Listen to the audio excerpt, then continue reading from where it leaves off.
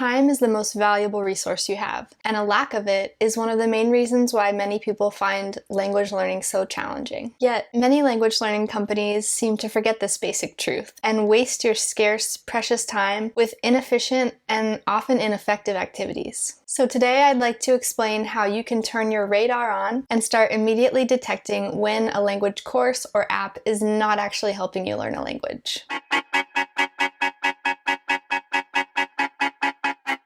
As you know, nowadays you have tons of options if you want to learn a foreign language, and we're really happy about that because, as Lucas said in his video about whether learning a language is easy or difficult, thanks to these countless possibilities, learning a new language has never been easier or more accessible. By the way, don't forget to hit that subscribe button to watch all of our great free videos about language learning. But language education is a big industry, which in the last 10 years has become more and more competitive, and some companies haven't been able to resist the temptation to develop courses and solutions that are easy to sell but not actually useful or effective for learners. So let me ask you a question. Which one do you think is easier to sell? An easy and fun method that makes users feel like they're making progress but that isn't optimal for learning, or an optimized and effective method that takes some effort from users but actually helps them make progress? Well, I think we all know the answer to that one. Now, let's play a little game. Imagine that we're English speakers who are trying to learn Spanish. On the screen, you can see 4 images. Can you tell me which one of these words means dog in Spanish? Big surprise. The answer is el perro. I bet that was pretty easy for you too, even if you don't speak a word of Spanish. The problem here is that the answer is too easy because you can use the process of elimination. That's the issue with multiple choice questions, which are often used for testing in schools because they're easy to grade. But unfortunately, it's not an effective method for learning and memorization. Let's try another exercise. Here's a sentence that we need to translate into Spanish. So let's make a sentence with some of the words they suggest. Again, by process of elimination, we can answer Los gatos usan zapatos. I see 2 main problems with this exercise. First issue, why are we translating a sentence that we will never ever actually use? Unfortunately, this same exercise is included in a very popular app, which years ago asked users to translate the sentence, cows wear purple skirts. We were pretty sure that they had removed these kinds of sentences, but when testing it again not too long ago, we immediately stumbled upon this useless phrase. And the second issue I have with this activity is that it's too easy, thanks to those words that they suggest, and not the most helpful, especially for beginners, who in my opinion need to focus more on improving their listening comprehension and learning useful vocabulary. But who cares if you can get some points or some prizes or a nice little badge in your app, right? There are many more exercises like these out there, and they all have 2 things in common. First, they give you the impression that you're making progress. And second, they seem pretty fun. But having the impression of making progress and actually making progress are 2 different things. The truth is that the harder an activity is, the more you learn from it. So all these super easy exercises aren't really making the best use of your limited time. The second thing that I said about what these methods have in common is actually positive. They're fun. It is possible to have fun learning a language, but only if you do it right. If there are too many distracting things going on the screen, or if fun overshadows the learning process, then you'll actually learn more slowly because your brain won't be 100% focused and will retain less. Including entertainment in learning activities is part of a major trend in the education industry called gamification. The idea is to use the addictive power of games to learn new things. It's a nice idea, but as always, you have to be careful not to take it to an extreme. The fact of the matter is, learning is not a game, and as you saw earlier, playing with a language isn't the same thing as learning it. You can introduce fun elements into your language practice in more effective ways by using movies, TV shows, or books, for example. So like I said, the goal of this video is to help you detect the activities that are less likely to help you learn a language and more likely to waste your time. So here are a couple things that you should look out for and avoid. Multiple choice questions where all of the answers except one are pretty clearly wrong. Memory games. Things that disrupt the learning process, such as countdowns and timers,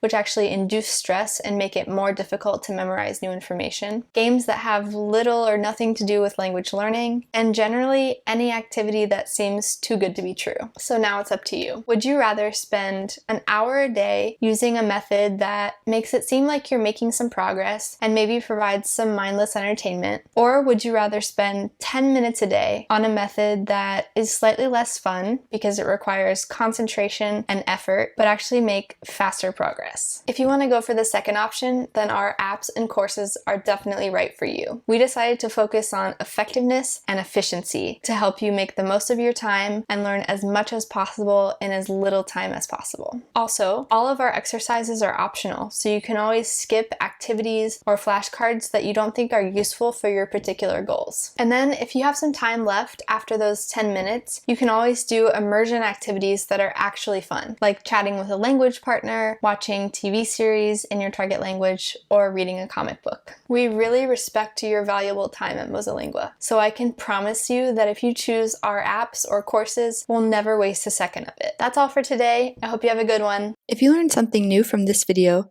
give it a thumbs up. Then, hit subscribe and turn on your notifications. Have a look around our channel for more hacks and tips. And if you're watching on another social media platform, like or follow our page. See you next time.